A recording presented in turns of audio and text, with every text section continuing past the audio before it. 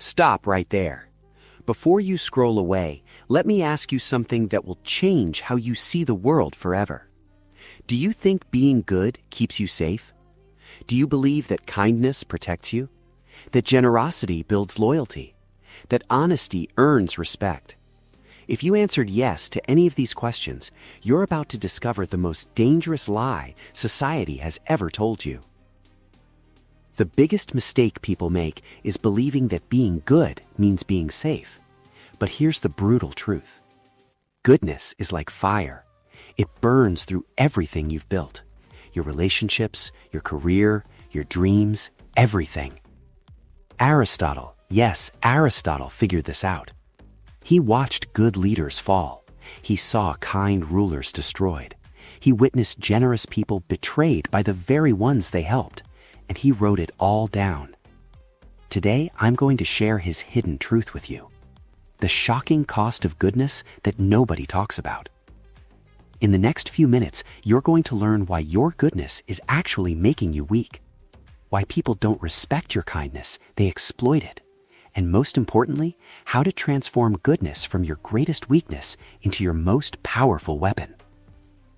But first, let me be clear about something. I'm not telling you to become evil. I'm not asking you to hurt people. What I'm showing you is how to be good strategically, not blindly. Because the reality is, in a world full of wolves, being a sheep gets you eaten alive. Now I want you to drop this affirmation in the comments. I choose strategic goodness. From today, everything changes. You will no longer use goodness blindly. You will use it strategically. In this video, we'll uncover why goodness doesn't always protect you. In fact, it often destroys you. And we'll see exactly how to transform it into a source of real power. Let's start with the first shocking truth. Number 1, goodness as exposure. Think about the kindest person you know. Now think about this. Are they truly respected, or are they the person everyone calls when they need something? But truth is, being good makes you vulnerable, not secure. When you're consistently kind, people start seeing you as predictable. They know you won't fight back. They know you won't say no. They know they can push you around because you're too nice to do anything about it. You become the office doormat, the friend who always pays for dinner, the family member who always says yes to helping even when it hurts you. Let me tell you about the one person. He was the best team manager I ever met. He always helped his team, always covered for them, always put their needs first. Guess what happened? They promoted someone else over him. Why? Because nice people don't look like leaders, they look like servants. People don't respect your goodness, they exploit it. Think about it. When someone is always available to help, their help becomes worthless. When someone never sets boundaries, people will keep crossing them. When someone never shows teeth, people assume they don't have any. Your goodness becomes your weakness because it signals to the world that you can be taken advantage of. Aristotle once said, "The lion cannot protect himself from traps, and the fox cannot defend himself from wolves. One must therefore be a fox to recognize traps, and a lion to frighten wolves." You've been trying to survive as a sheep in a world full of wolves, and that's exactly why you keep getting hurt. Drop this affirmation in the comments. I protect my energy. Number 2, the generosity trap. You're something that will blow your mind. The more you give to people, the less they appreciate it. I know that sounds backwards, but hear me out. Generosity creates short-term applause. People clap for you, they say nice things, they tell everyone how wonderful you are. It feels amazing, right? But over time, something twisted happens. Your generosity breeds dependency, entitlement, and eventually resentment. Let me explain why. When you help someone once, they're grateful. When you help them twice, they're thankful. But when you help them 10 times, they start expecting it.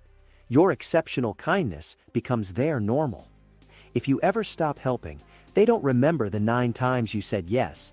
They remember the 1 time you said no. Suddenly, you're the selfish one.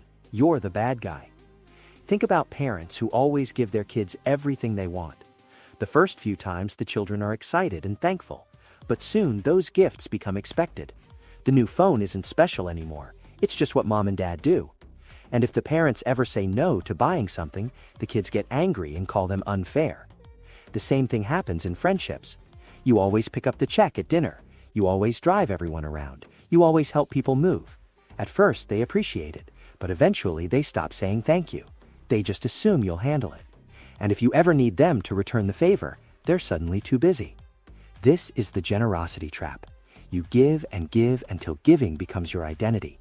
And the moment you need to receive, or even just stop giving, you become the villain in everyone else's story. Your constant generosity doesn't build loyalty, it builds addiction. People become addicted to your giving, and like any addict, they get angry when their supply is cut off. The psychological truth behind this, humans have something called hedonic adaptation. We get used to good things quickly. What once felt special becomes normal. What once felt generous becomes expected. So your repeated acts of kindness actually lose their power over time. They become invisible. People stop noticing them because they're so common. But your single act of saying no, that stands out like a red flag. That's what they remember. That's what they focus on. That's what they complain about. This happens everywhere. At work, if you always stay late, staying late becomes your normal. Nobody celebrates it anymore. But leave on time once, and suddenly you're not committed. In relationships, if you always compromise, compromise becomes expected. But stand your ground once, and you're being difficult. Aristotle once said, benefits ought to be conferred gradually, and in that way, they will taste better. The man understood something most people never learn. Scarcity creates value. Abundance destroys it. Drop this affirmation in the comments. I give strategically. Number 3, the mask of virtue. Here's a truth that might make you uncomfortable. Society believes in appearances, not reality. People don't care if you're actually good. They care if you look good. They don't judge your heart, they judge your image. This means that to maintain power and respect, you must wear the mask of goodness while keeping control beneath the surface. Look at the most successful people you know. Do you think they got there by being genuinely nice to everyone? Not. They got there by being smart about when, how, and to whom they show their goodness. They smile in public and make hard decisions in private. They show mercy when it serves them and show strength when it's needed. They understand that the appearance of virtue is more powerful than virtue itself. This isn't about being fake. This is about being strategic. Think about it like this. A doctor might need to cut you open to save your life. Is the doctor being cruel? Not. The doctor is doing what needs to be done, even if it causes temporary pain. Real leaders understand that sometimes being truly good means looking temporarily bad. Sometimes helping someone means saying no to them. Sometimes protecting your team means making unpopular decisions. The mask of virtue isn't about deception. It's about timing. It's about knowing when to show your soft side and when to show your steel. Most people get this backwards. They show their weakness to enemies and their strength to friends. Smart people do the opposite. Aristotle once said, everyone sees what you appear to be. Few experience what you really are. He understood that perception shapes reality. If people perceive you as weak, you become weak. If they perceive you as strong, you become strong. I want you to drop this affirmation in the comments. I control my image. Number 4, the economics of power. Every single thing you do has a cost. Every favor you grant, every time you say yes when you want to say no, every moment you spend helping others instead of building yourself. Most good people never think about this. They give and give until they have nothing left. Then they wonder why they feel exhausted, resentful, and taken advantage of. Here's what you need to understand. Your time, energy, and resources are finite. When you spend them on others, you have less for yourself. This isn't selfish to acknowledge, it's mathematical. Unlimited kindness drains your strength, and when you're drained, you can't help anyone, including yourself. Think about airplane safety instructions. They tell you to put your oxygen mask on first, then help others. Why? Because if you pass out trying to help someone else first, now 2 people need rescuing instead of 1. Life works the same way. If you exhaust yourself helping others, you become someone who needs help. Now you're a burden instead of an asset. Smart people understand that to survive and thrive, resources and energy must be guarded carefully. This doesn't make you mean, it makes you sustainable. I learned this lesson the hard way. For years I said yes to everyone, every request, every favor, every quick question that turned into hours of work. I thought I was being good, but you know what happened? I started resenting people. I felt angry and bitter. My own projects suffered, my own dreams got delayed, and ironically, I became less able to help the people who truly needed it. That's when I realized something crucial. Saying yes to everyone means saying no to yourself, and when you abandon yourself, you eventually abandon everyone else too. The most generous people in history weren't the ones who said yes to everything. They were the ones who said no to most things so they could say yes to the right things in a big way. Aristotle once said, "He who wishes to be obeyed must know how to command." You cannot command others if you cannot command your own time, energy, and resources. You cannot lead others if you cannot lead yourself. Now, I want you to drop this affirmation in the comments. I protect my resources. Number 5, strategic use of virtue. I'm not telling you to become heartless. I'm not saying mercy, honesty, and generosity should be thrown away. What I'm saying is this: these virtues must be used like weapons, precisely at the right time for maximum effect. A sword sitting on a shelf doesn't protect anyone, but a sword in the hands of a skilled warrior at the right moment can save a kingdom. Your goodness should work the same way. When you help someone, it should be intentional. When you show mercy, it should be strategic. When you're generous, it should create the outcome you want. Let me give you an example. Instead of helping everyone a little bit, help the right people a lot. Instead of being nice to everyone, be exceptionally kind to those who matter. Instead of saying yes to everything, say yes powerfully to the things that align with your goals. This approach does 3 things. First, your help becomes more valuable because it's scarce. Second, you actually create bigger positive impacts because you're focused. Third, people respect you more because you're selective. Think about the most respected leaders in history. Nelson Mandela wasn't gentle with injustice. He confronted it powerfully. Florence Nightingale didn't help everyone in the world. She focused intensely on the poorest of the poor. They were all good people, but they were strategically good. They used their virtue as a tool to create change, not as a way to be liked by everyone. How you do this in real life? Before you say yes to any request, ask yourself 3 questions. Does this align with my values and goals? Can I do this without depleting myself? Will this person appreciate and respect what I'm doing? If the answer to any of these is no, you don't just say no. You say no kindly but firmly. When you do say yes, you do it fully. You give your best effort. You create real value. You make a meaningful difference. This way, your yeses matter. Your help is remembered. Your generosity creates loyalty instead of entitlement. Aristotle once said, "The promise given was a necessity of the past. The word broken is a necessity of the present." What he meant is this: sometimes keeping your word to one person means breaking your word to another. Sometimes being good to your family means being firm with your coworkers. Sometimes protecting your dreams means disappointing people who want to use your time. Strategic virtue isn't about being selfish, it's about being effective. Drop this affirmation in the comments. I choose effective kindness. Number 6, the illusion of gratitude. Here's something that will change how you see human nature forever. Gratitude is temporary. I know this might hurt to hear, but it's true. The favors you do for people, the help you provide, the sacrifices you make, they have an expiration date in people's memories. Repeated favors stop feeling like gifts and turn into obligations. What starts as, "thank you so much," becomes, "you should do this," becomes, "why didn't you do this?" You help your neighbor move. They're incredibly grateful. You help them move again 6 months later, still thankful but less excited. You help them a 3rd time, now they just expect it. The 4th time they need to move, they don't even ask, they just assume you'll help. And if you can't, suddenly you're the bad guy. This is human psychology. We adapt to good treatment. We take it for granted.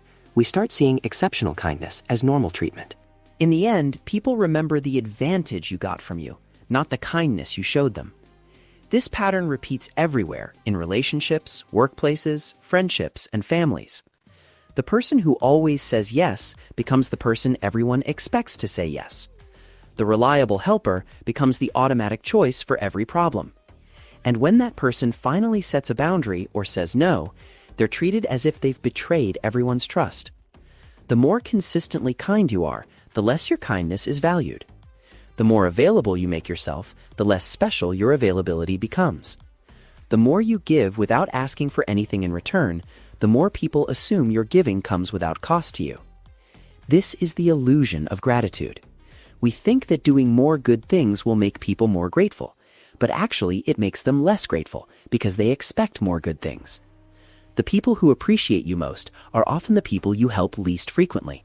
The people who take you for granted are usually the people you help most often.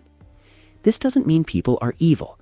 It means people are human, and humans naturally adjust their expectations based on their experiences. Understanding this psychological reality doesn't mean you should stop being kind or helpful. It means you should be strategic about it. Set boundaries. Make your help conditional sometimes. Let people experience what it's like when you're not there to solve their problems. Aristotle once said, "Men judge generally more by the eye than by the hand, for everyone can see and few can feel." People see what you're doing now more clearly than they remember what you did before.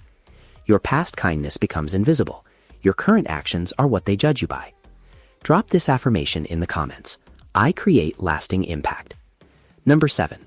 Results over intentions. The world judges outcomes, not motives. You might have the purest heart in the world. Your intentions might be golden. But if your actions don't create the results you want, none of that matters. History doesn't remember people who meant well. It remembers people who got things done. Let me ask you something. Would you rather be remembered as someone who was really nice but didn't accomplish much, or someone who might have seemed tough but actually made the world better? Most people choose the first option because it feels safer. But here's what they don't realize. Being remembered as just nice means being forgotten entirely. You see, there's a brutal but undeniable truth. Sometimes being truly good means doing things that don't look good in the moment. Surface-level kindness often creates temporary comfort, while tough decisions create lasting impact.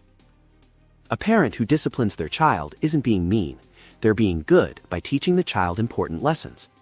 A teacher who gives tough grades isn't being cruel. They're preparing students for the real world. A boss who sets high standards isn't being unreasonable. They're helping their team grow stronger. Real goodness is about results, not appearances. It's about creating positive outcomes, not just positive feelings. This is where most good people go wrong. They focus on being liked instead of being effective. They choose comfort over growth. They pick temporary peace over lasting positive change. But here's the truth. If you're not getting the results you want from your goodness, you're not being good enough. You're being nice, which is different. Nice people avoid conflict. Good people resolve conflict. Nice people tell people what they want to hear. Good people tell people what they need to hear. Nice people maintain the status quo. Good people create positive change. The world is full of nice people who accomplish nothing. What the world needs more of is good people who get results. Aristotle once said, "The end justifies the means." Now, this doesn't mean you should do evil things to achieve good outcomes. What it really means is that your good intentions don't matter if they don't create good results. People don't live inside your heart. They live with the consequences of your actions. So remember this, real goodness requires courage. It requires you to prioritize outcomes over appearances. It requires you to stop asking, will they like me? And start asking, will this actually make things better? At the end of the day, people won't remember your intentions. They'll remember what you built, what you changed, and what you left behind. Drop this affirmation in the comments.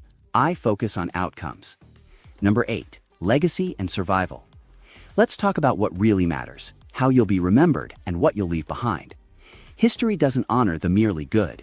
It honors those who survived, endured, and turned their outcomes into greatness. Think about this for a moment.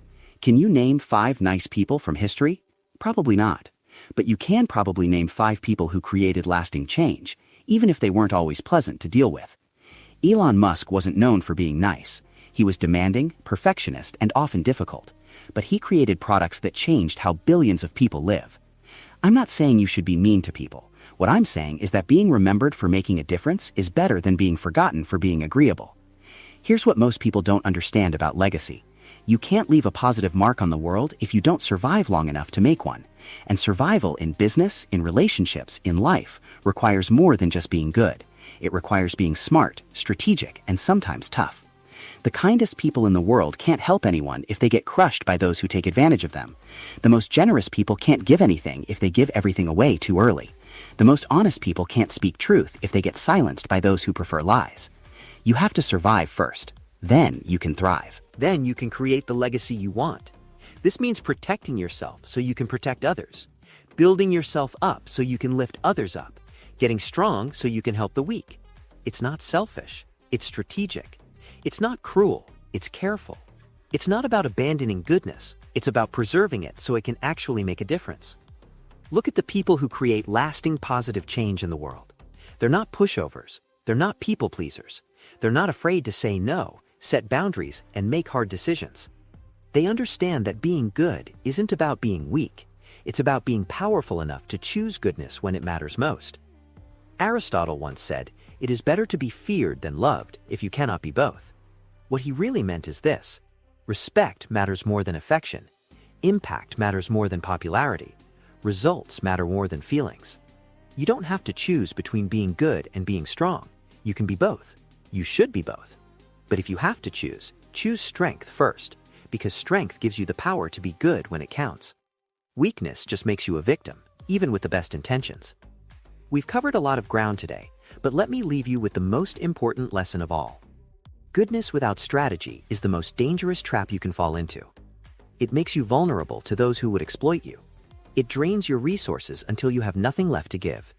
It creates expectations you can't sustain, and ultimately, it prevents you from creating the positive impact you really want to make. But goodness with strategy? That becomes a weapon of survival and influence.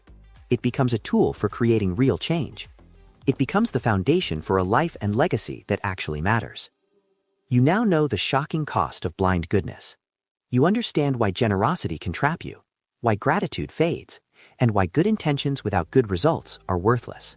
More importantly, you know how to transform your goodness from a weakness into a strength, how to be kind strategically, how to help effectively, how to create outcomes that matter. Before you leave this video, I want you to make a decision. Are you going to keep being good in the old way, blindly, without boundaries until it destroys you? Or are you going to start being good in the new way, strategically, effectively, powerfully? So here's the real question, and this is what will determine your future. Will you let goodness weaken you, or will you master it and turn it into power? The choice is yours, but now you have the knowledge to choose wisely. If this video opened your eyes to something new, hit that like button. If you want more truth that challenges how you see the world, subscribe to this channel and ring the notification bell. And if you know someone who needs to hear this message, share this video with them. Your goodness is not your weakness. When used strategically, it becomes your greatest strength.